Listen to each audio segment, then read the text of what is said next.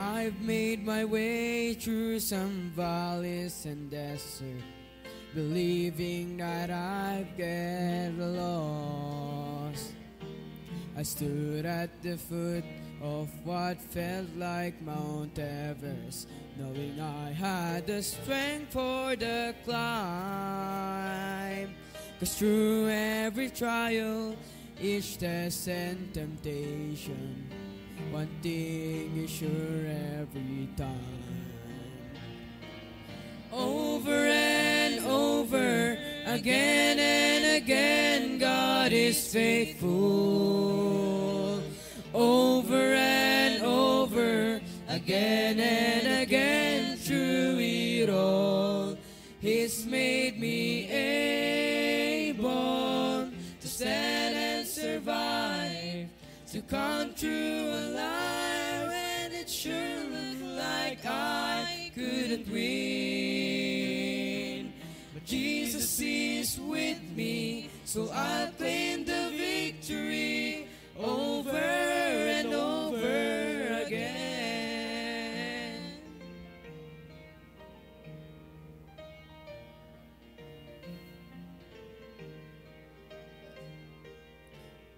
Ask me why, I have no hesitation. God does what He says He will do.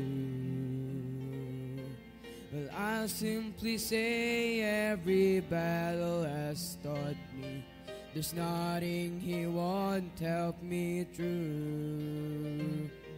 So why should I dwell on the hardships and struggles when I look just beyond them? I see the way this will end is with great celebration, and deep in my heart I believe.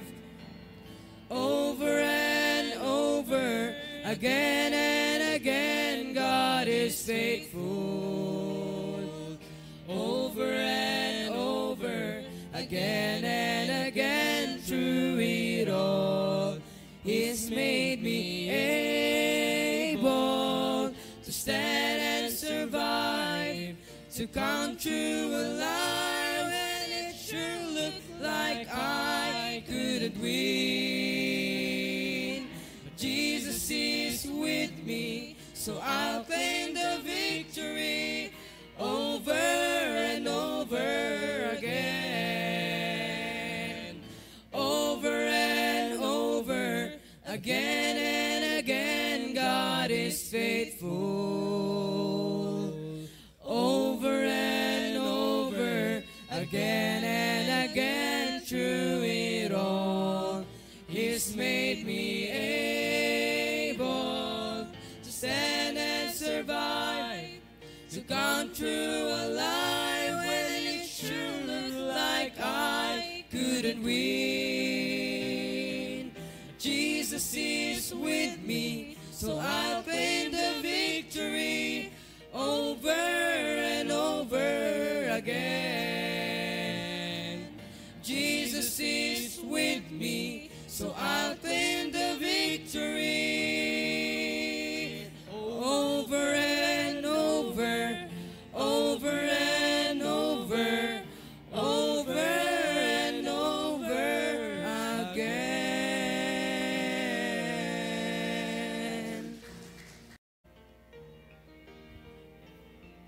Yes.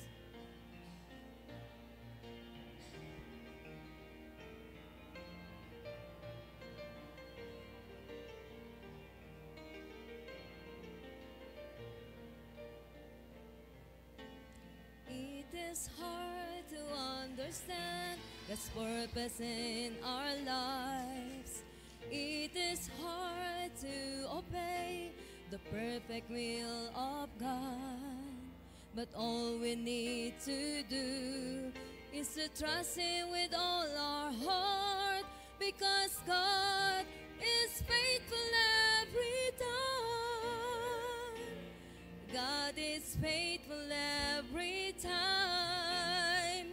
He will never leave you. God is faithful every time. He will now protect you.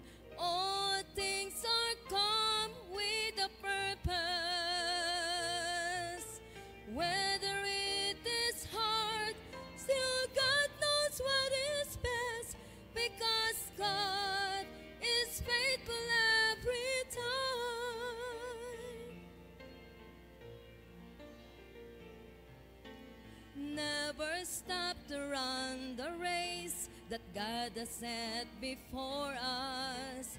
Do your best to reach your goal, and God will take the rest.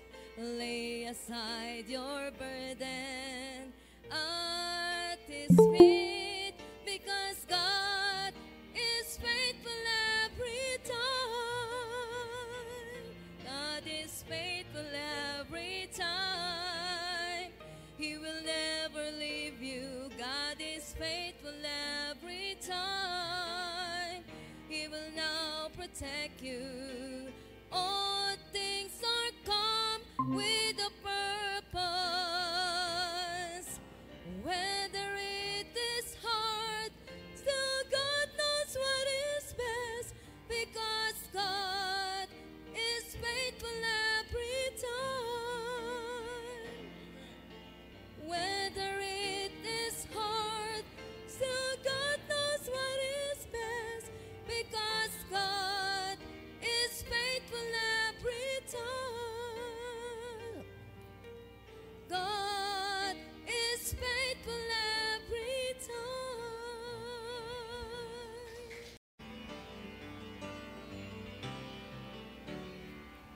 Lately I've been through some testing and trials. Felt like a detour that went on for miles. But standing here now looking back, I can say, Lord, I'm thankful. Some storms I thought I would never survive, but here I am feeling so strong and alive. The darkness is past and the morning is bright, and I'm thankful. Lord, I'm thankful like David after Goliath, like Paul and Silas after the jail. I'm thankful like Daniel after the lions. Lord, I'm thankful. Thankful like Noah back on dry ground. Thankful like Lazarus finally unwound. Every beat of my heart wants to pound. I'm thankful, Lord, I'm thankful.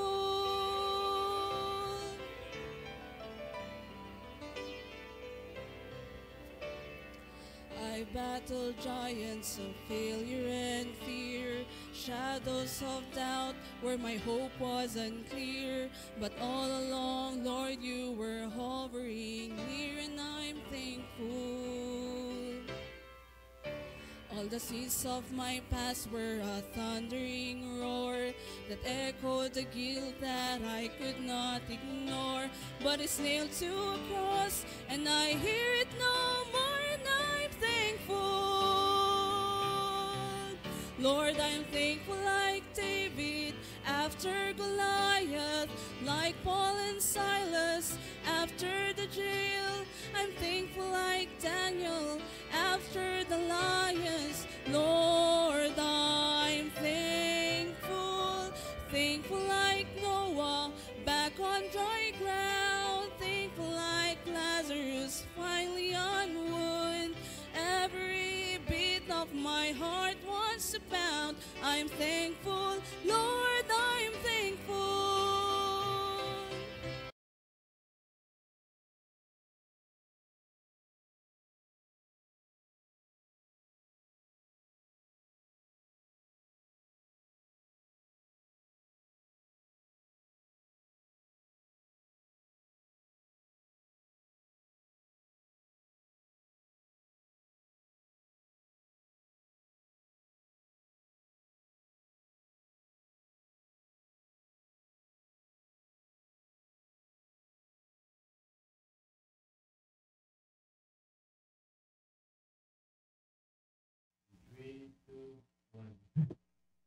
Hello, good morning. Magandang umaga sa inyong lahat. It's Friday once again.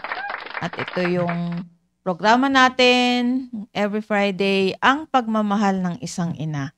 At prayerfully ay marami na naman tayong matututunan, marami na namang challenges na ibibigay sa atin mula sa Word of God. At maraming salamat sa Panginoon. Nandito ang aking mga kasamang host dito sa program na ito, sina Sister Irene, Sister Beth. Yan, siya yung pinakamaaga dito sa studio. Siya ay malayo pero maaga siyang tumarating. Yan po, Sister Irene and Sister Penny. At kasama natin sa Google Meet. Yan. Very faithful sa ating mga online morning devotions. Walang iba kundi si Sister Emilia. Yan. At hilingin ko yung aking mga kasamang host na babatiin po kayo ng isang napakalamig na umaga po. Sister Vic. Amen. Thank you, Ma'am Sheila. At muli, isang napakalamig na umaga. Katapusan na po ng February pero napakaginaw pa rin. At kay Sister Raquel, advance happy birthday ko. May birthday ka bukas. February 29. Advance on kailan bang may 29? So, after 4 years. So, enjoy po natin uli yung Word of God na maibabahagi po sa umagang ito. Yun lang po. To God be the glory. Good morning po sa ating lahat. Ay naimbag nga bigat kada kayo amin. Dito'y Ilocanohan. Mayang buntag sa inyong tanan dyan sa Kabisayaan at sa Kabikulan. Diyos maray na aga sa indong gabos. At dyan sa Japan. Ayan. Kay Ma'am Flor, ohayo gozaimasu. Ayan. Malamig ngayon doon. Nag-snow. Ayan. Kahit dito malamig sa amin. Pero makinig lang tayo. Keep on tuning. Isang magandang umaga po. Malamig na umaga dito sa studio. Ano lang po.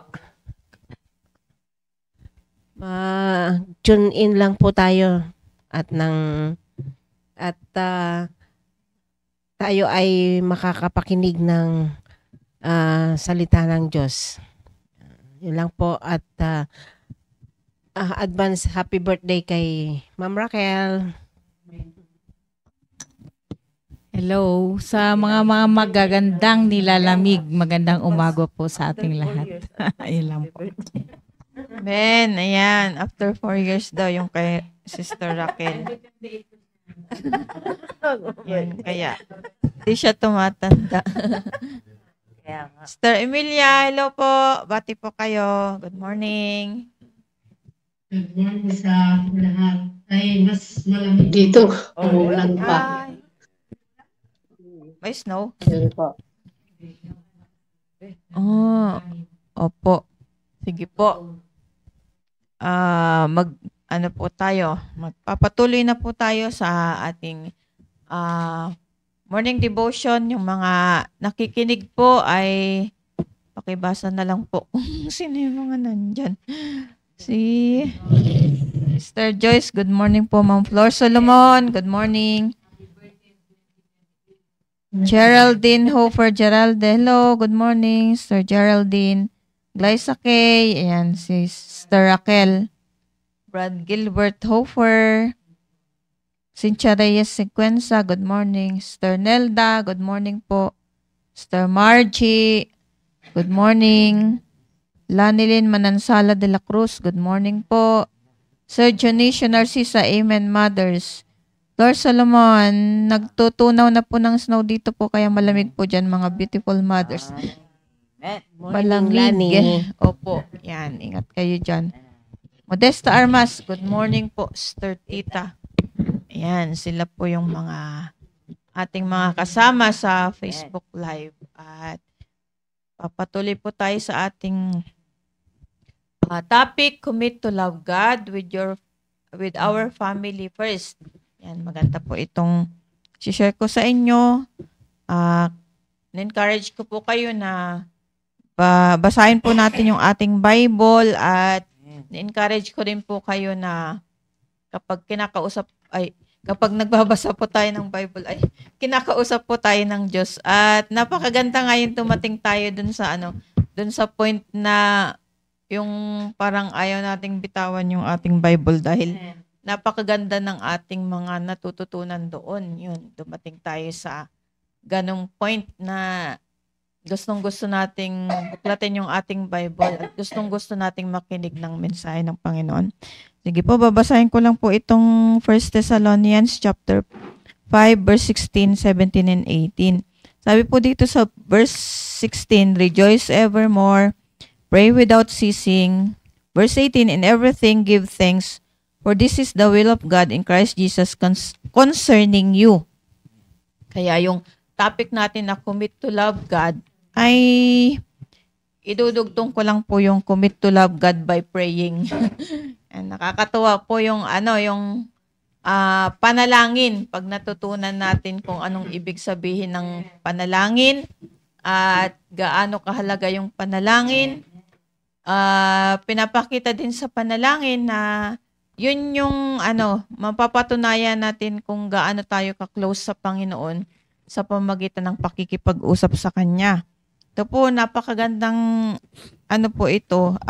challenge sa atin kapag tayo ay nakikipag-usap sa Panginoon.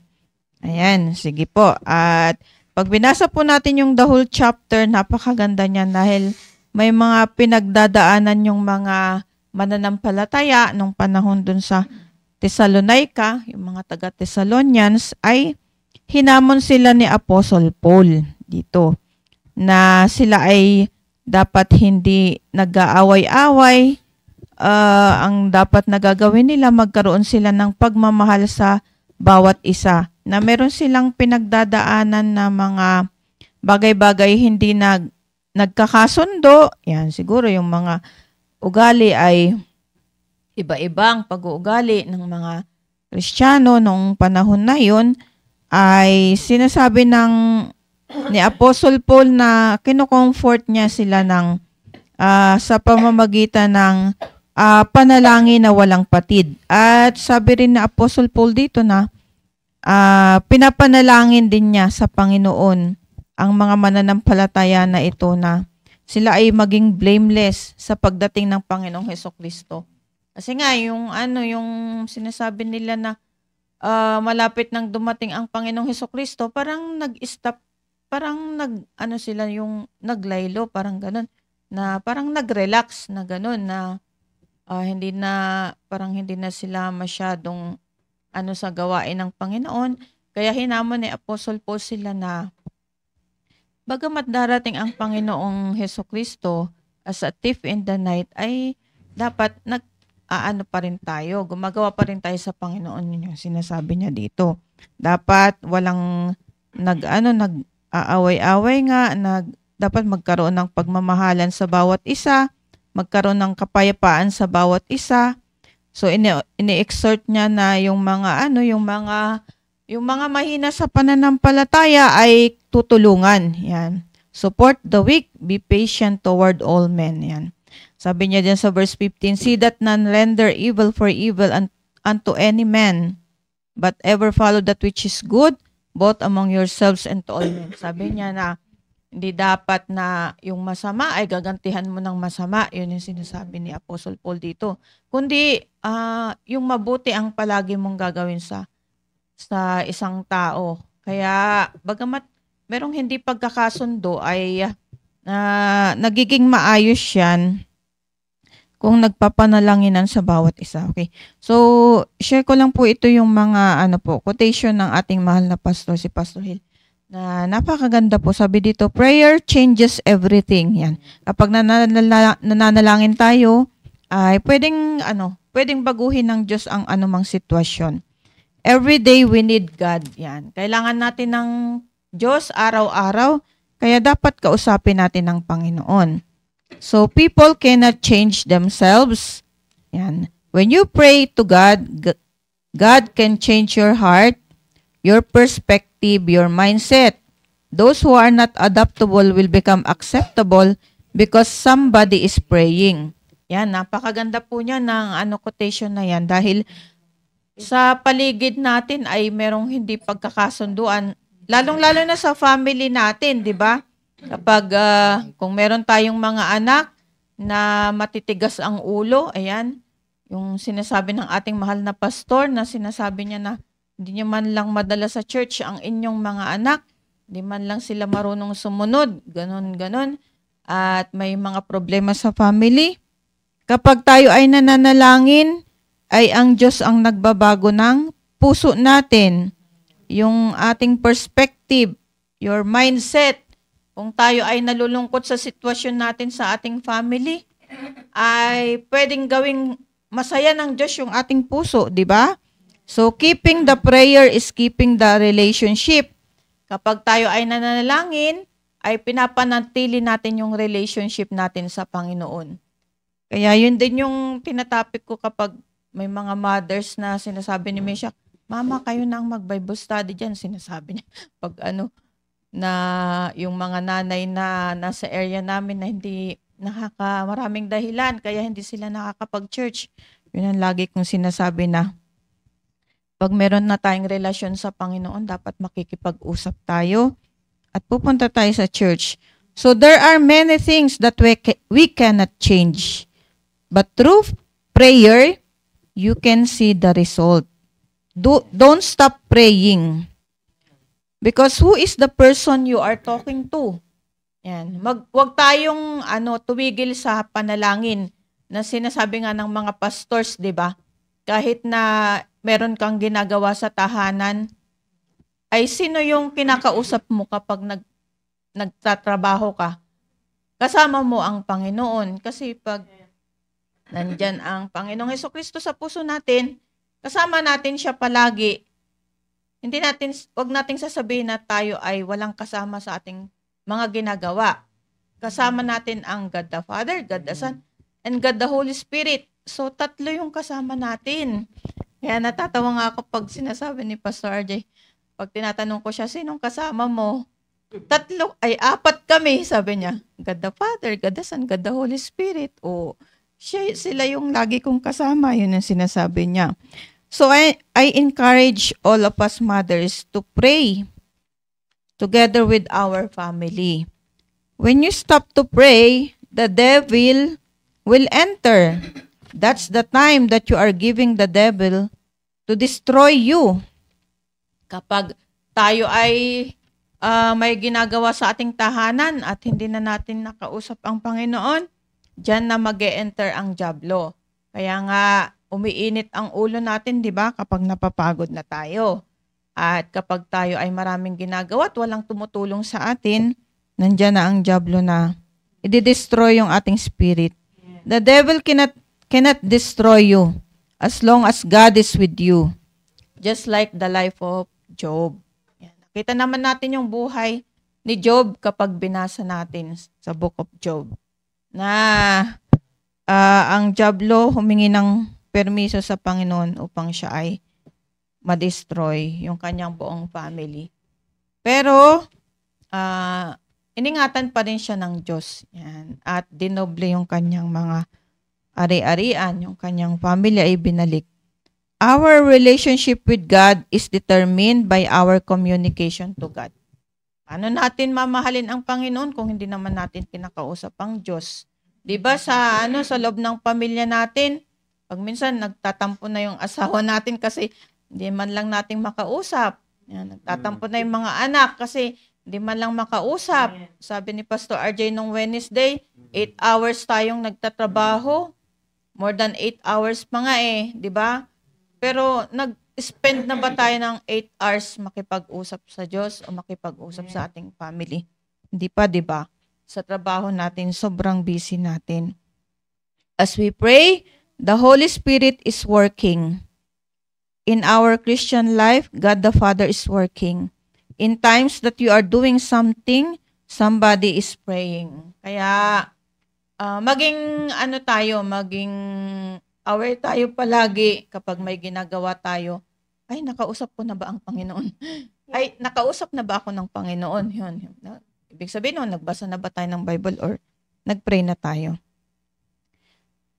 God is listening to somebody's prayer, then the Holy Spirit is working. When you pray to God the Father, God the Son is helping us to bring the message to God the Father. If you're praying, you might not see the result right away, but God is listening. Yan po. So, wag tayong mag-assume na, ay, nag-pray na ako. siguro magbabago na yung ugali ng aking mga kasamahan dito.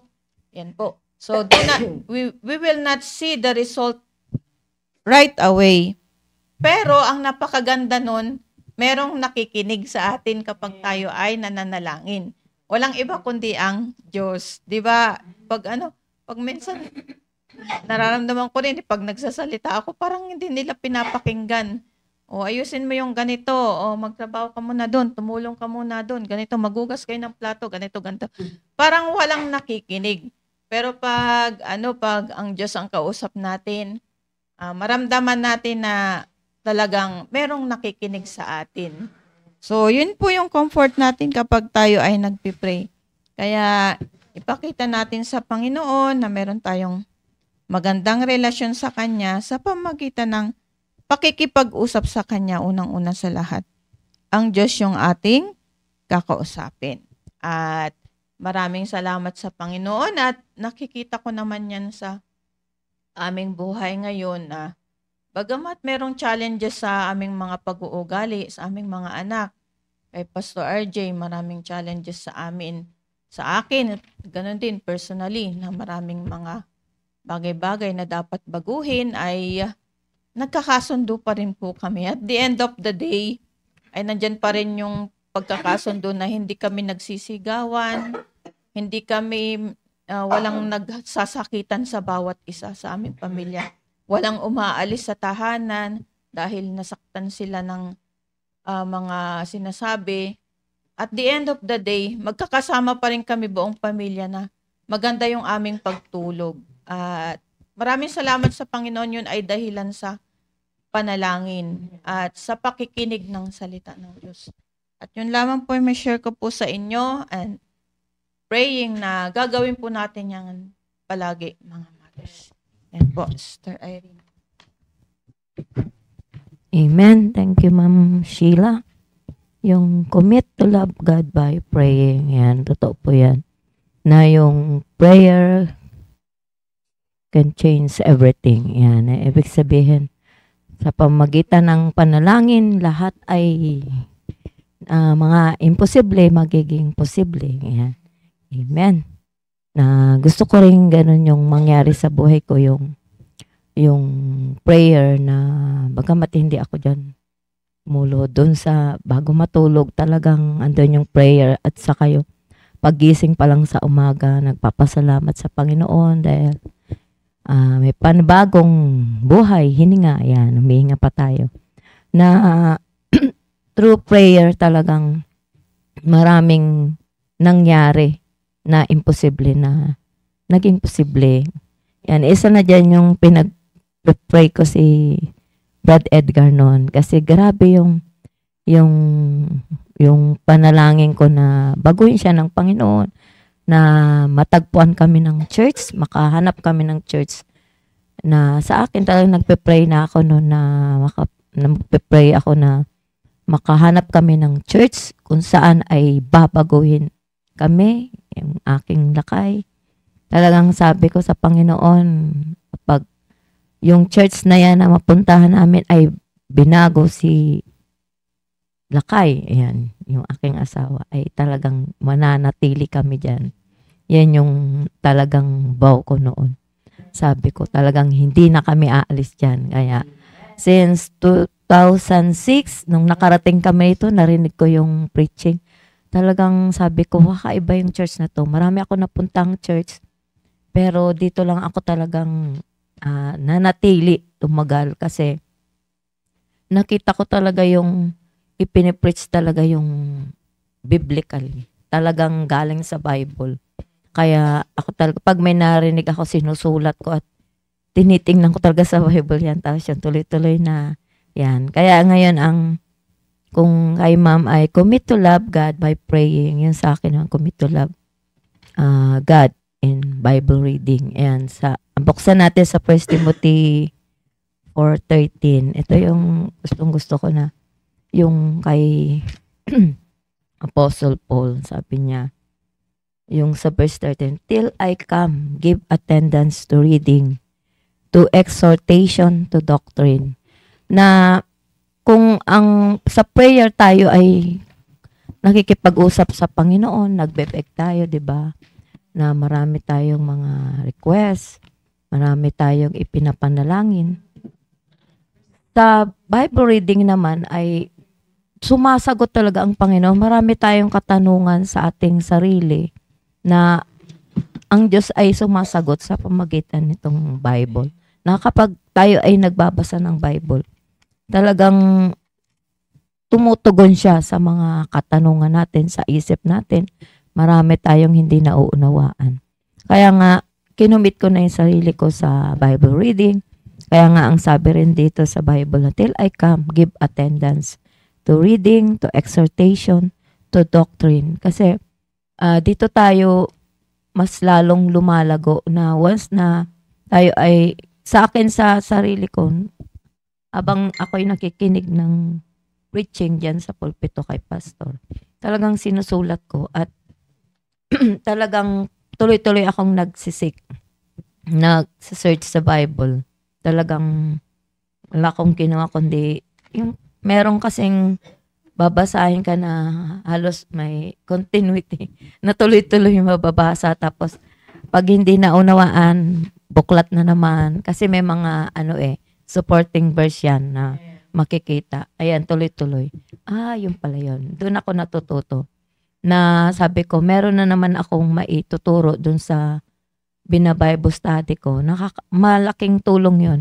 Na sabi ng iba, hindi ako marunong. Paano? Ang sikreto ay makinig ka lang sa preaching, sa mensahe. Kapag nagte-take note ka, meron kang maituturo din eh. May outline ka na. Ang dali-dali. Kaya, ayan, dadagdagan mo na lang at i-expound mo. Kaya nakakatulong po yun yung pakikinig at una ikaw yung natututo kasi pag nag-aaral ka ng Bible, basa ka ng basa. Bago ka magturo, ikaw yung unang natututo. Kaya malaking bagay yun.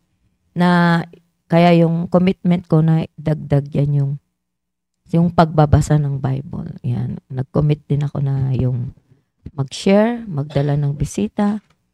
Ganon din yung prayer at dinagdag ko yan yung mahalaga yung Bible reading. Kaya nga itinuturo rito. At yung meditation, lalo kang matututo yung day and night. Sabi nga rito sa verse 15, meditate upon these things, give thyself fully to them, that thy profiting may appear to all. Take heed unto thyself and unto the doctrine. Continue in them, for in doing this, thou shalt both save thyself and them that hear thee. Na hindi lang ikaw yung naligtas, hindi ka magtatapos sa na-save ka, ay isi-share mo din sa iba yung narinig mong salita ng Diyos, natutunan mo, at hindi lang yung magtatapos sa siya ay na-save, dapat may follow-up na sa discipleship yan. Diyan mai-apply yung sa pagba-Bible study, kung ano yung natutunan natin doon sa pulpito.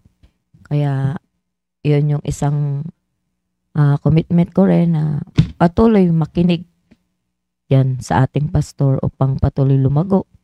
At meron ding maibahagi sa iba na ganun din yung mga anak natin na kahit ang tigas-tigas ng ulo, andyan pa rin yung ating patience. Dapat kasi nagbabahagi tayo sa iba, pero kung yung sarili nating pamilya, anak, nakakalungkot naman sila hindi na save. Hindi sila naturuan, pero yung ibang tao naturuan. Kaya ito yung ating commitment na with my family first. Yung commit to love God with my family first. Na talagang uunahin natin lahat, mga kasambahay natin sa loob ng tahanan. Talagang yun yung sinisikap ko na yung pamilya ko. Na kahit malayo kami sa isa't isa, mga kapatid ko na nandun sa Cavite, mga kamag-anakan, talagang hindi ako nagsasawa na magpaalala sa kanila. Yung kanilang salvation, inuulit-ulit ko at sinasabi ko sa kanila na ang buhay ay walang nakakaalam, na hindi natin alam kung malakas pa tayo bukas, kung buhay pa. Ay nung nalaman ko yung kapatid ko nagkasakit, talagang sinikap ko na mawin siya bago man lang siya kunin ng Panginoon. After 1 week, nung na-sharean ko yung mama ni Joy Joy, talagang umanaw na siya talagang, kasi may cancer siya eh. Halos hindi na siya makapagsalita. Yung throat niya, masakit, nag-iba yung boses niya. Talagang sinikap ko na mawin siya at talagang kahit hirap siyang magsalita, talagang inulit-ulit ko hanggang sa tumanggap siya sa Panginoon. Nasabi niya nga Mama, ikaw na. Gusto niya yung mama ko ang makinig. Sabi ko, hindi, ikaw, kailangan mo to, sabi ko. Talagang sinikap ko na mawin siya. Sapagkat tayong mga nakakilala na save, tayo yung makokonsensya kapag di natin sila na bahagian, na pumanaw na lang sila na hindi man lang naranasan yung tumanggap sa Panginoon. Talagang tayo yung burden natin sila. Talagang nung nakarating ako rito sa church, 2006, ang team din noon ay My Family First. Kaya nung nakikita ko kay Brad James, yung kapatid ni Sir Edgar, na lahat ng kamag-anak niya, sinishare niya. Nagkaroon din ako ng pangarap sa buhay o burden. Sabi ko, gusto ko rin yung family ko madala ko sa church. Kaya yung mga kamag-anakan ko, dinadala ko rito. Kahit ang hirap nilang turuan, talagang andun yung pagtsatsaga. Yan, pagtsagaan natin ang ating pamilya. Huwag tayong susuko, tuloy-tuloy lang. Sabi niya nga, continue. Ayan. At mas maganda yung may natutunan tayo sa Bible, through Bible reading. Talagang meron din tayong ma-share sa kanila kung ano yung ating natutunan na pakinggan diyan sa pulpito. Siya rin nating i-share sa ating mga dinidisciple. Yan, to God be the glory. Tama po yung sinabi ni Sister Irene kasi sinasabi rin ng ibang mothers, paano ba yung mag-Bible study? So, makinig lang tayo ng makinig sa preaching ni Pastor RJ, matututo po tayo ng Bible study. Tapos, in-encourage niya tayo na magsulat. Kasi yun po yung gagamitin natin para makipag-usap sa mga tao. Ayan po, Sister Benny. Amen. Magandang umaga pong muli at salamat po, Ma'am Sila. Salamat din po sa araw pong itong muli na kami po ay magbabahagi na naman ng salita ng Diyos sa inyo. At napakaganda po talaga yung topic na commitment. Yun po yung commit to love God with my family first. Na yun nga po dinalakay ni Ma'am Sheila kanina na sa prayer, kung hindi po tayo, unang-una po talagang panalangin. Na ipanalangin po natin yung lahat ng ating ikinukomit sa Panginoon. Kasi hindi po natin ito makakamit na kung walang tulong po ang Panginoon sa atin. Na yun nga po na ang sabi din ni Sister Irene na yung sa pagbabasa ng Bible, kaakibat po talaga yung una-una talaga yung prayer at pagbabasa ng Biblia. Kasi kung wala tayong panalangin at pagbabasa ng Bible, kasi hindi natin ito magagampanan bilang isang Kristiyano. Yan po yung kaakibat talaga ng ating pagka-Kristiyano. Ano bang magiging what will happen kung tayo ay hindi magko-commit sa Panginoon sa pamamagitan ng panalangin at pagbabasa ng Bible? Tayo ay magiging unprofitable. Sabi nga po ng ating mahal na pastor, ay hindi tayo magiging productive kung sakaling wala tayong magkukumit tayo pero hindi naman natin ipinapanalangin sa Panginoon. Hindi naman tayo nagbabasa ng Bible. Anong may babahagi natin sa ating mga pamilya, sa ating mga sinesharean na mga tao? Kasi sabi nga dito, ang commitment is agreement. Yan po yung holy. Holy. Kagaya nga ng ng isang mag-asawa.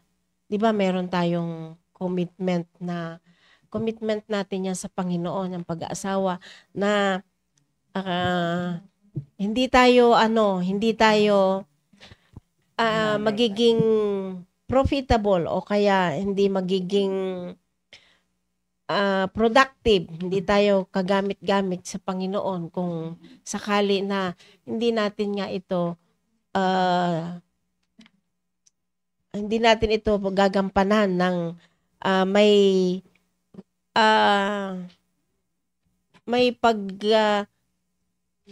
pagpapakumbaba sa Panginoon. At ang agreement, ito ay isang lifetime commitment natin. Lifetime, kagaya na lang nga ng yung sa pag-aasawa nga, na tayo bilang isang nanay, at tayo yung, di ba, nung unang nangako tayo sa Panginoon nung tayo ikakasal sa ating asawa, na tayo ay papasok tayo sa buhay na hindi ito madali. Kasi hindi ito kaparis ng pagkain na kapag mainit nga ay iluluwa mo. Hindi ganon. Ito talaga ay lifetime commitment na sa pag-aasawa. Kaya ganon din tayo bilang isang anak ng Diyos, commitment natin sa Panginoon na tayo ay maglingkod sa Kanya. Sa pag-aasawa nga ay ito yung, di ba yung marriage is a lifetime commitment nga. Ito ay holy. Kaya bigyan natin pansin. Kaya mamaya nga merong ikakasal. Sana nga ay yun yung unang-una talaga panalangin. Ipanalangin natin na yung kanilang commitment bilang isang mag-asawa ay magampanan nila at talagang maging committed sila sa Panginoon, sa gawain ng Panginoon. Hindi sila mawala sa gawain ng Panginoon. At yan nga ay isang vow natin sa Panginoon yan. Kagaya nga ako, yung vow ko sa Panginoon ay yung full-time. Yan na talagang ang vow kasi ay hindi mo babaliwalian yung vow na yan kasi nga pledge mo yan sa Panginoon na magiging ipokrito ka o kaya kung hindi mo gagampanan yung vow mo talaga sa Panginoon. At tingnan natin sa Psalms 56:12. Sabi dito na, "The vows are upon me, O God. I will render praises unto thee."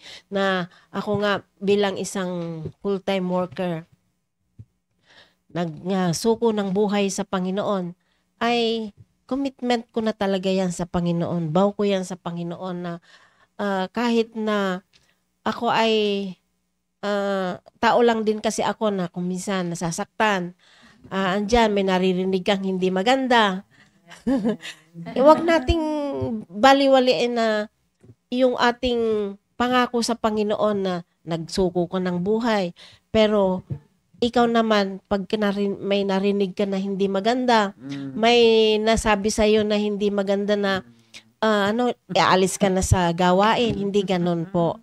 Kasi ang vow po talaga ay ipinapanalangin talaga yan. Nga sabi nga ni Ma'am Sheila na yung prayer talagang yung pray without ceasing. Yun nga yung itinapik niya kanina na dapat manalangin tayo parati, manalangin tayo araw-araw. Kasi yan yung ating kalakasan, panalangin. At kung yung commitment natin sa Panginoon ay walang panalangin, hindi natin ito magagampanan. Kagaya nga yung sa pag-aakay ng kaluluwa. Bagaman mahirap talaga na mag-disciple, pero ginagawan talaga ng paraan at panalangin talaga natin na yung pag-disciple sa una-una sa pamilya nga. At yun, sa mga kamag-anak mo at sa mga kaibigan, yung mga nakakasalumuha sa labas. Kasi kung wala nga talagang panalangin ay wala tayong ano. Tsaka yung ating vow sa Panginoon na itinalaga na nga tayo dyan, iniligtas na tayo ng Panginoon.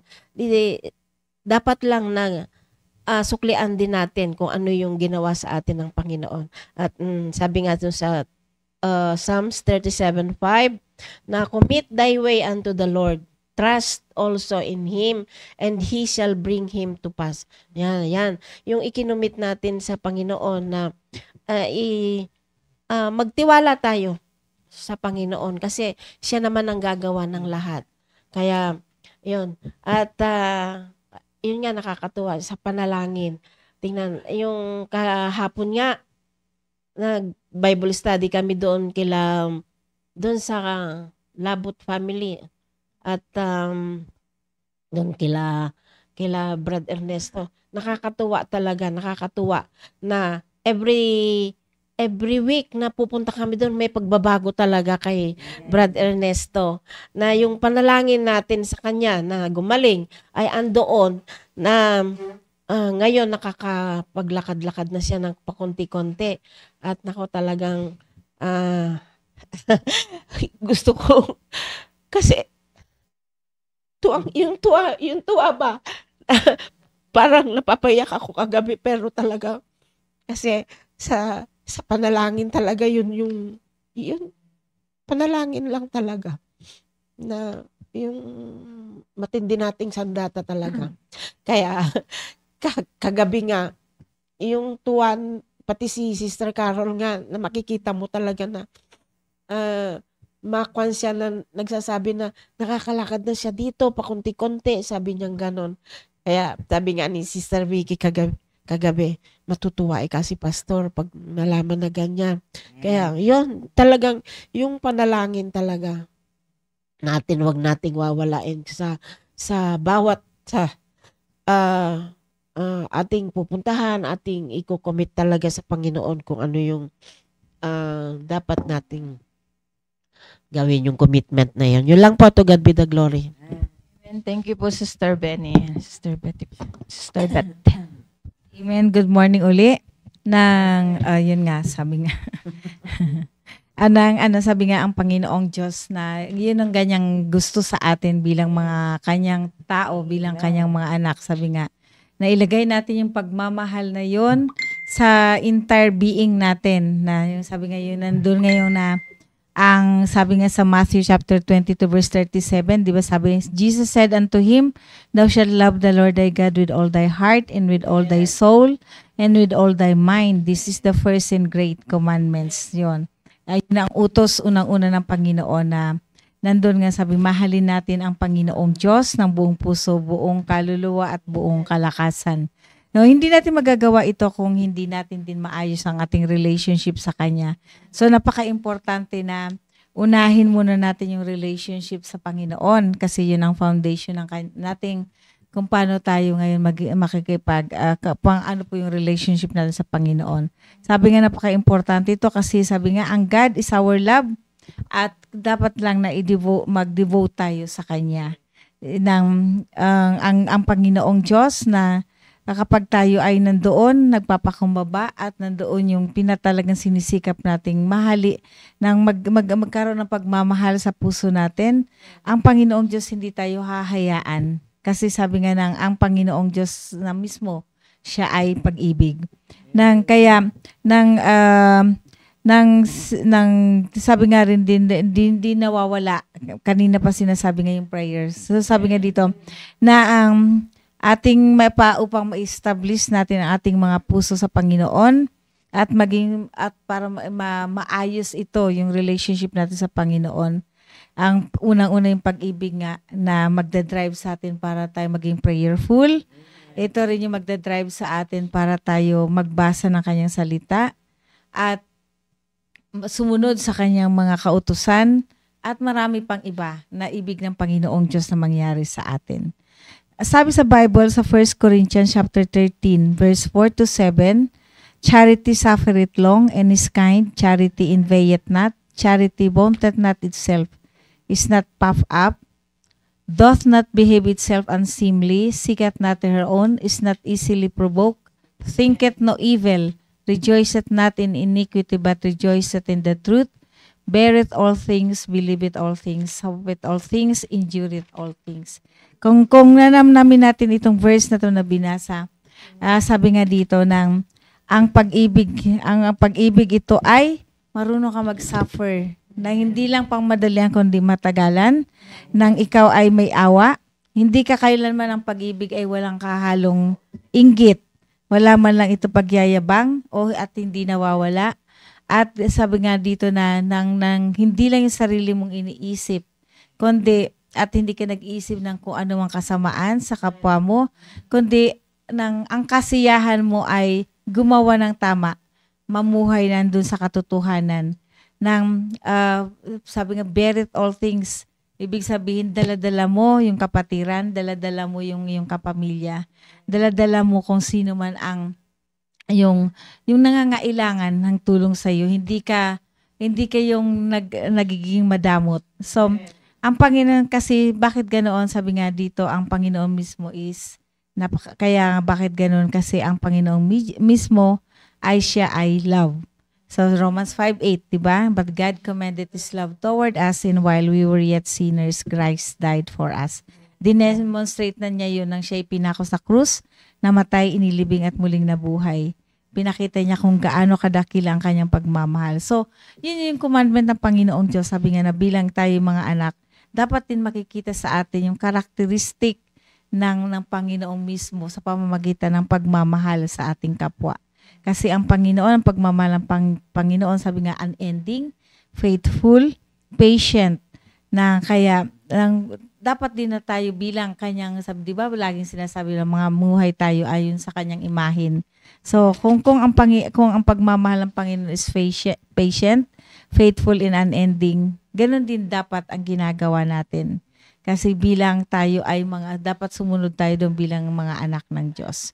So, i-emphasize ko lang yung sa verse 39, and the second is like unto it, thou shalt love thy neighbor as thyself. Kapag ang pagmamahal, sabi nga, hindi mo iniisip ang sarili mo, kundi iniisip mo yung ibang tao. Iniisip mo rin yung iba na hindi lang yung sarili mo. So, paano natin yun ipapakita? Sabi nga dito, tayo ay yung pagsapa ng matuto tayong mahalin. Yung matuto tayong yung pagmamahal na yun na matuto tayong nakikinig sa ating kapwa. Yung hindi tayo ang pinapakinggan, kundi yung ibig sabihin dito nandoon yung pangunawa mo. Kapag siya na ay nagsalita na halimbawa na may hinaing o kaya ikaw ay pinagkatiwalaan na sabihin yung kanyang dinadala, yung kanyang kabigatan, matuto kang umunawa at matuto kang makinig. Hindi ka magja-judge, kundi sabi nga nandoon yung papakita mo yung pagmamahal sa kanya, na iinunawa mo siya, pinapakinggan mo siya, at hindi ikaw ang papakinggan. Number 2, sabi nga, love others by being encouraging. Marami tayong napagdadaanan ng mga kabigatan, marami tayong napagdadaanan ng mga kalungkutan, pero sabi nga, kapag ang meron tayong isang kapatiran na alam natin yung burden sa kanya, yung napakabigat na. Kasi ang tao kasi hindi, sa atin madali lang, sa kanya mabigat na pala. Yun ang dapat nating unawain, yun ang dapat nating titingnan. Kasi depende yun sa ating pagkatao, kasi depende yun na maaring, kaya ikaw matibay na kasi marami ka ng pinagdaanan sa una. Pero ito panibago pa lang na napagdaanan niya yun. So, kailangan nating i-encourage siya na para hindi bibigay. Show the love of God with acts of kindness. Nandoon lagi yung awa. Nandoon yung laging iniisip natin, yung kumusta na kaya? Minsan, di ba, mayroon tayong dinidisciple na parang nakakainis na. 1 year mo nang dinidisciple, binabible study mo. Pero, bakit? Kailangan mo pang sunduin, kailangan mo pang pilitin. Minsan, mas papalit pa nila yung pamamasyal o kaya yung manunood ng isang event kaysa sa pagpunta sa church, di ba? Pero sabi nga, ikaw, kaawaan mo sila Kasi hindi pa nila naiintindihan kung ano yung value na doon sa simbahan, hindi pa nila nauunawaan yung pagiging tunay na Kristiyano talaga. Na next, sabi nga, show the love of Jesus by praying for others. So, na naman yung prayer, di ba? Na kailan may hindi natin wawalain yun. Na sabi nga ang prayer nga, anong sabi ni Pastor Hill kanina, changes life. May colloquial naman na kasabihan, prayer can move mountains, di ba? Ganun talaga kahalaga ang prayer. Na kapag tayo ay lumuhod, hindi naman na lumuhod sa Panginoon at nanalangin, hindi naman tayo hayaan ng Panginoon na babaliwalain yung prayer natin. Sabi nga, the moment tayo ay lumuhod at nanalangin sa Panginoon, pakikinggan niya yun. Gaano man tayo kasigasig na lumuhod at nanalangin. So, kapag merong kapatid na nagsabing, may ganito, kailangan ko ng prayer, wag nating babaliwalaan yun. Pag-pray talaga natin.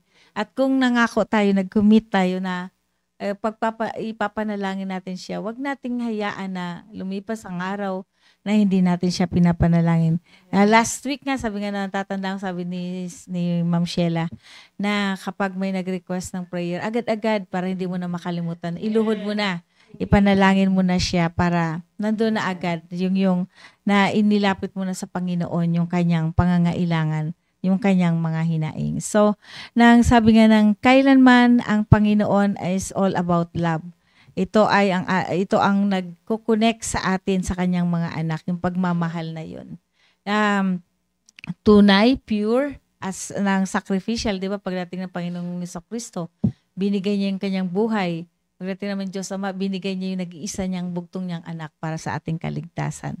So, ganun din, sabi nga na tayo'y mamuhay ayon doon sa pagmamahal ng Panginoong Diyos na nung sinabi ko ulit kanina na sabi na tayo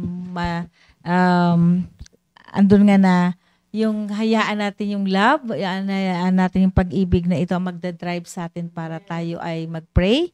Ito yung magdadrive sa atin para mahalin natin yung salita niya at para tayo ay sumunod sa kanyang mga kautusan at marami pang iba.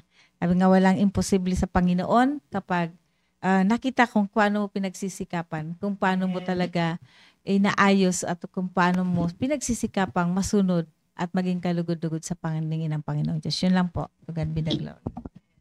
Amen. Thank you po, Sister Beth. Sister Vic. Amen. Muli, isang napakagandang umaga po ngayon at sa mga lahat ng mga narinig natin ay talagang nakaka-inlove. Tulad yung nasa tabi ko pulang-pula pa hanggang ngayon. Diba? Kaya yun po yung lahat po ng mga sinabi nila mula kay Ma'am Sheila, prayer, Bible reading, kay Ma'am at yung sa love ng Panginoon na dapat yun po yung talagang, ang ganda po ngayon, year of commitment at napaka sarap mamuhay araw-araw pag andyan po yung pagmamahal ng Panginoon na isi-share natin sa iba. Ayan, nakita ko nag-comment ate ko. Amen po, Ma'am Beth. Natutuwa ako kay ate ko kasi parang bago pa lang din yan na nag-involve sa church ay kailangan talaga yung prayer and Bible reading. At yung bill, ang napakaano po yun. Talaga yun po yung sandata natin para magkaroon po tayo ng attitude. Yun, bilang isang Kristiyano, napakahalaga po yun. Mag-pray po tayo, pag-pray natin sarili at matuto tayo sa salita ng Diyos kasi andyan po lahat para makapag-commit tayo na talagang mamahalin natin ang Panginoon higit sa lahat-lahat. Kaya tingnan po natin yung sa Psalms 119 verse 165. Ayan, yung kailangan andun yung attitude natin ng love at pag nandoon po, andun yung kapayapaan. Sabi niya, great peace have they which love thy law, and nothing shall offend them. Ayan po. Hindi po dapat tayo ma-offend pag alam na alam po natin yung salita ng Diyos. Yung pagmamahal ng Diyos sa atin ay, yun nga, dahil problema, marinig ka na hindi maganda. Sabi ng Panginoon, love at peace. Pag andyan yung mamahalin natin yung salita ng Diyos. At papahalagahan natin. Yung to, nasabi na rin kanina, na pag may humingi ng prayer, dapat agad-agad na ipag-pray natin. Napakaganda talaga po yung ngayong umaga na to, na bagaman lalong challenge po sa amin, na matatagal na po dito sa church.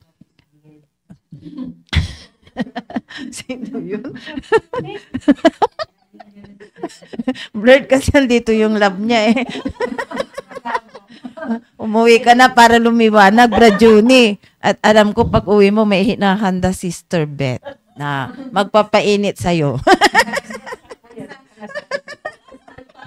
Oh. Nga niya, paang sa mag-asawa daw, di ba? Sa hirap at ginawa magsama-sama, Oh, diba? sabi niya. Oh. Gano'n naman bakit? Sabi niya, sa iyo ang hirap, akin ang Oh. ginawa. Patalastas lang po yun.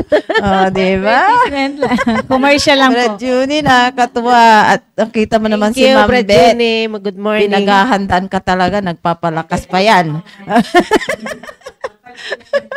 Aray ko. O, di ba? Sa totoo lang, kami dito na magkakasama. Talagang kung wala yung prayer, wala yung Bible reading, wala yung humble heart, wala yung pagpapasakop sa salita ng Diyos, ay hindi po namin mai-enjoy ito. Nasa lahat po ng sinabi kagabi, andun talaga yung kapayapaan at talaga yung andun yung pangmamahal na sa totoo lang mula umaga. Ayan, dalawa kami ni Mr. Tintin, talagang uunahin mula yung gawain sa bahay, tulong kami, na ako'y natutuwa kasi hindi na namamanhid yung braso ko kahit na 2 oras na naglaba doon pa sa terrace.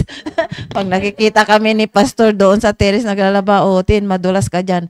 Isa totoo lang, kailangan maglaba maaga kasi para alas 6, biro mo yung hangin, maano mo doon sa terrace. Na salamat sa Panginoon talaga. Napakakwan talaga yung prayer at pag nakita ng Panginoon talaga na ginagawa mo lahat-lahat, ay mai-enjoy mo na talagang kasama mo ang Panginoon mula sa gawain sa bahay hanggang sa paglabas na yung nga, natapos kami, nagmamadali. Sabi ko kasi mausapan kami nila Pastor 9. Dapat talaga hindi mag-antay ang pastor. Isa pa rin po yan ng isang attitude ng isang anak ng Diyos. Na andun yung pagmamahal niya sa pastor. Andun kung paano tayo na-challenge ng ating pastor. Ganon din yung gagawin natin na ma-encourage natin ang ating pastor na parati natin siya pinapasalamatan sa pinagpipray sa atin, pagtuturo. Ganon din na makita din ng pastor natin kung paano din natin siya minamahal. So, yun po yung attitude na bilang isang Kristiyano na pag yan po yung bilang isang nanay, yan po yung ikukuhan natin, makikitang attitude natin. Mai-enjoy mo na hanggang gabi. Sa totoo lang, anong oras na kami umuwi? 9:30 na ng gabi. O 10 na ay sa totoo na pati yung pinunta na yung pastor, nakita ko yung kasiyahan ni pastor. Tas nung nagkita na naman kami ni Mr. Benny, natutuwa ako nung sinasabi ni Mr. Benny na talaga nandyan na siya, ikinumit na yung buhay niya. Sa nag full time na siya na natutuwa ako pagkasama ko Mr. Benny na akala niya dahil matanda sa akin inaalalayan ko, hindi niya alam ako yung pinagpapala, di ba? Nandiyan sa Bible yun alagaan mo yung byuda, yan tuloy nag-aalagaan kaming dalawa para pareho kaming pagpalain. Nasabi ko, di ba Mr. Benny, lalo na pag namalingki kami, bit na yun, sabi ko, tas minsan, ano pa yung iisipin sa atin, pagdudahan pa tayo.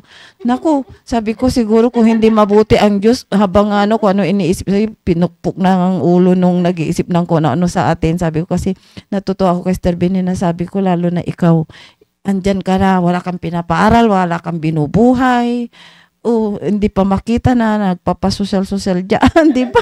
So, nakakatuwa talaga na natutuwa ako na naging kabady ko, Sister Benny, na hanggang gabi, yung alas 10 na kami. Yo, Sister Vicky. Love you. Di ba? Basta andan yung love at kapayapaan. Amen. Di ba na hanggang kagabi, saka, di ba Last tayo, day ng araw. ito pa yung pinapasalamatan namin sa Panginoon kasi kahit saan tayo pupuntaan doon, yung hindi ka na mayang i-approach lahat ng tao. Amen. Na lalo na kasi yung in-approach ko, ang tingin ko talaga, mas matanda sa amin ni Mr. Benny kasi pati maglakad, nung Nakasakay sumakay namin. sa jeep, hindi niya maikon yung bag na dala niya, na kailangan humawak, iyon na niya pong tapos sinusundan ko, tinulungan ko na lang na, andun po yun, na pag soul winner po tayo, kahit sino, ma-approach natin na, ako yung nagpapasalamat, na parati kong pinapasalamatan ng Panginoon na, kahit saan mo kami dalhin, andoon, salita mo pa rin, yung pagmamahal mo pa rin, ang isi-share namin sa kung sino yung ipapakita mo sa amin na kaluluwa na natutuwa kami na, sabi niya parati ako doon.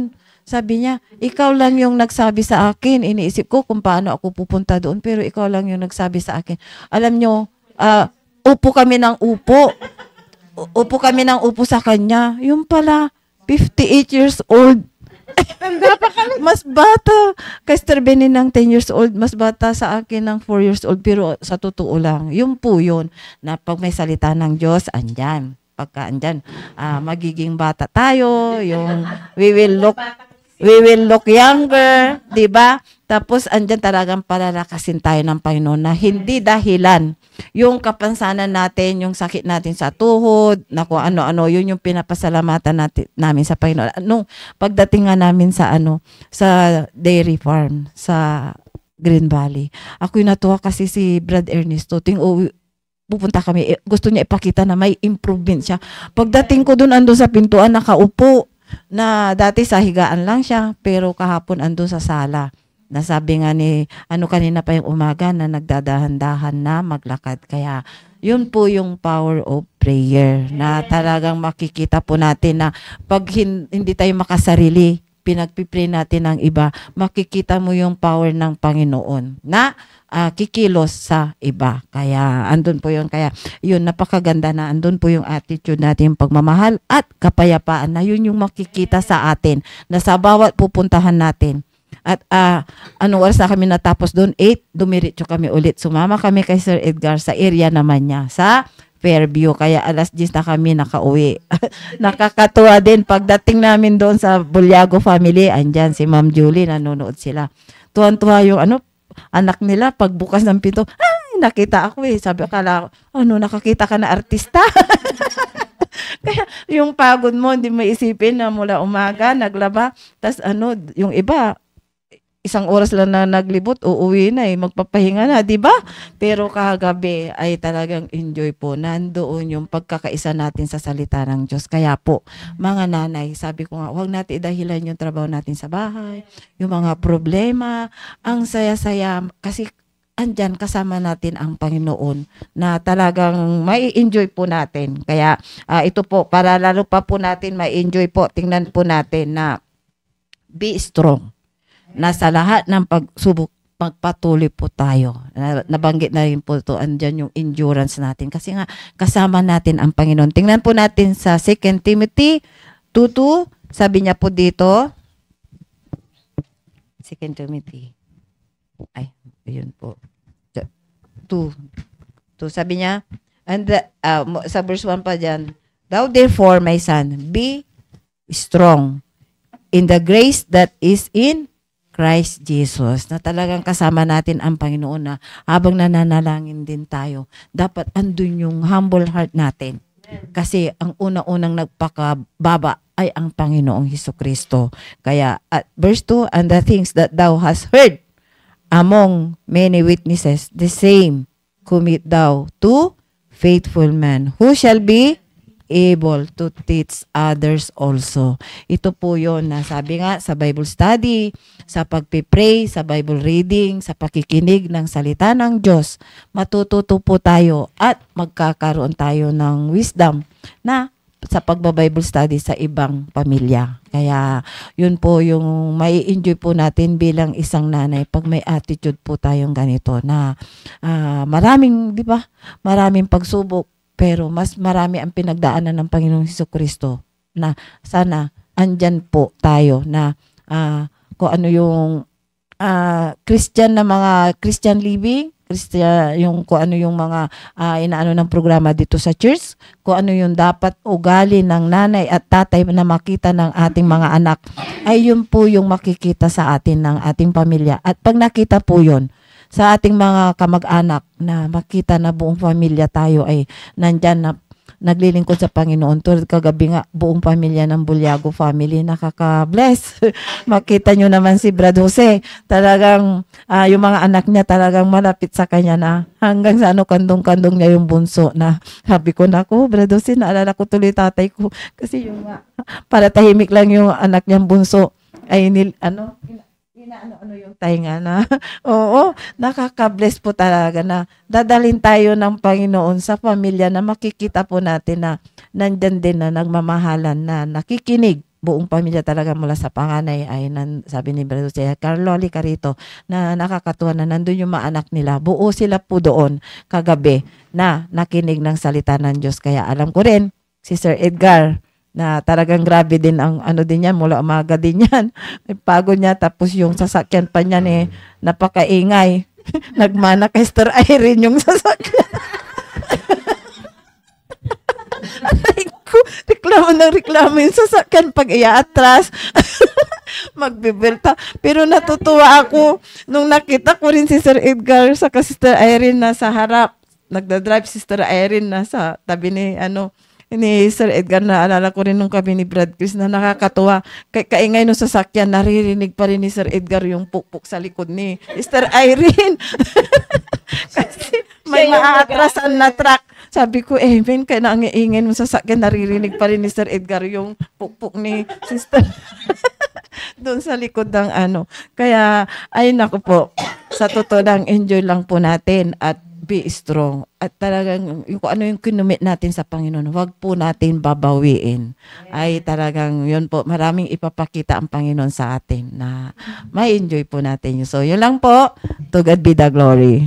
Amen. Ayan, napakaganda po ng mga activities natin. Kagabi nga rin po yung mindset ko talaga sasabahan ko si Pastor sa Bible study. Tinatanong ni Mishak, kanino ka ba sasama, ma? Sabi ni Pastor RJ, samahan mo si Mishak, samahan mo. Kaya naghiwalay kami. Kasama ni Pastor RJ si Belte, si Shadi. Ako naman kasama ko si Mishak sa Bible study namin dun sa San Vicente and Hillside. Tapos namin na isakay namin si Nanegong kasi naglalakad sila ni Brad Erwin. So pupunta naman sila sa Dalisdis family. Tapos hindi ko mahati yung sarili ko, sabi ni Negong, andun yung bagong mother, puntahan mo doon. Sabi niya si Sister Maria daw. Andyan ba Sister Maria? Doon ba siya nakatira? Sabi ko doon. Tapos sabi ni Negong, gusto mo bisitahin mo siya? Sabi, ay, hindi, may pupuntahan kami na Bible study. Kaya napakaganda nung family na gano'n na nagsasama-sama sa gawain ng Panginoon. Yan. Hilingin natin si Sister Emilia. Mag-share din po. Lahat. Naririnig ba ako?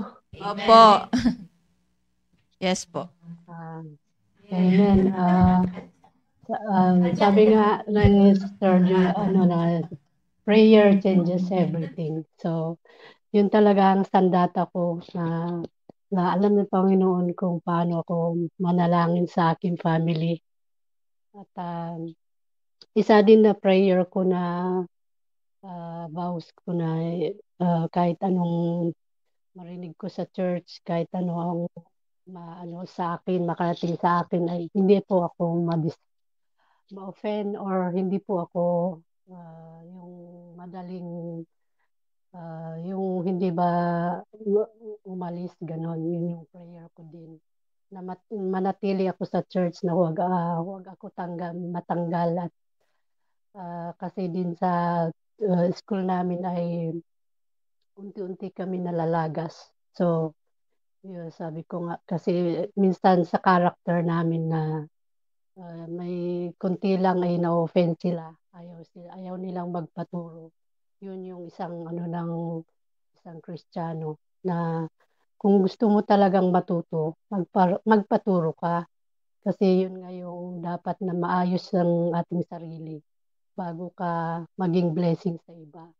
So, yun yung inaano ko sa sarili ko kasi minsan din pinapatulan ko yung mga basta Yun yung ano ko, gusto kong alisin sa aking sarili.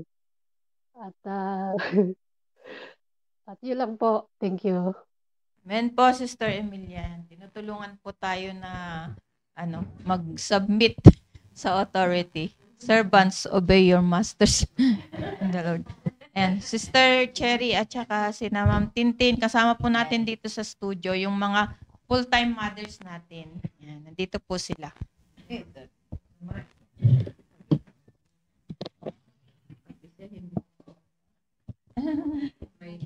Amen, Ma'am Flor. Sabi ni Ma'am Flor, iba po talaga pag masayang naglilingkod sa Diyos. Mas lalong bumabata. Yan, si Ma'am Flor, bumabata rin yan. Amen, Ma'am Flor. Amen. At para hindi na mag-overtime, ay maraming salamat po sa lahat ng natutunan. Maging committed po tayo sa lahat ng ating vow sa Panginoon.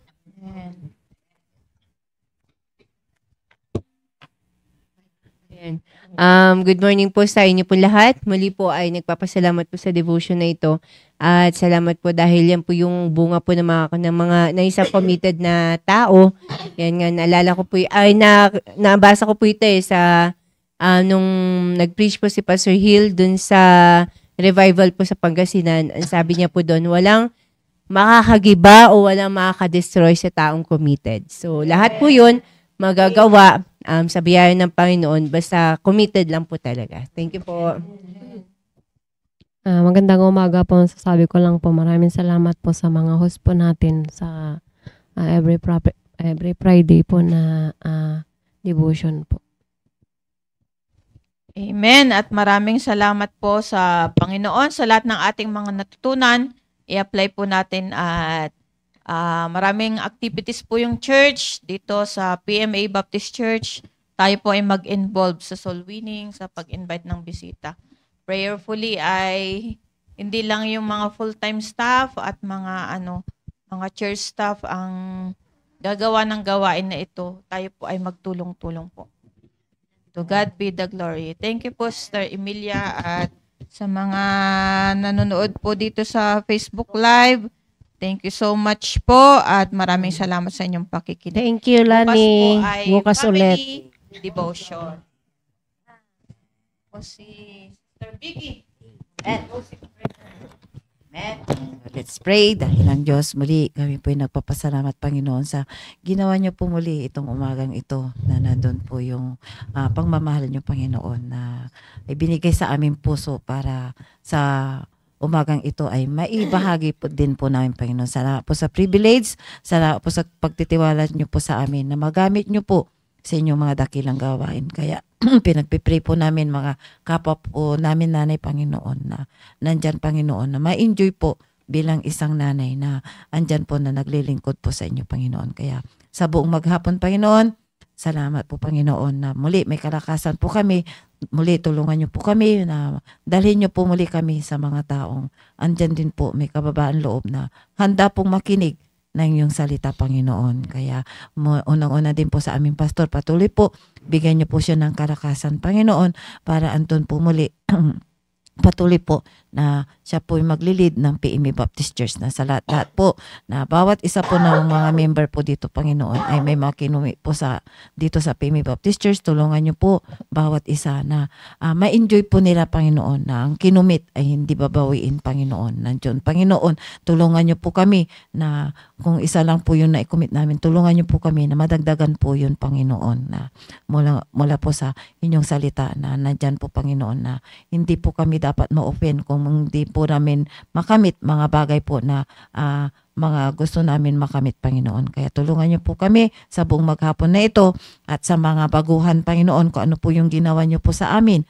Ganon din po ang gawin niyo po sa kanila, Panginoon, para andon, Panginoon, mai-enjoy po yung buhay po namin habang nandito po kami dito sa ibabaw ng mundo, Panginoon. Salamat po. Mahal na mahal po namin po kayo. Ito po aming dalangin sa pangalan ni Jesus. Amen. Amen. To God be the glory. Thank you po sa inyong lahat. Thank you. Bukas po muli. Bye. Thank you, Sister Myra. Good morning po. Sister G. Abad Arong, good morning po. Ma'am Flor Solomon.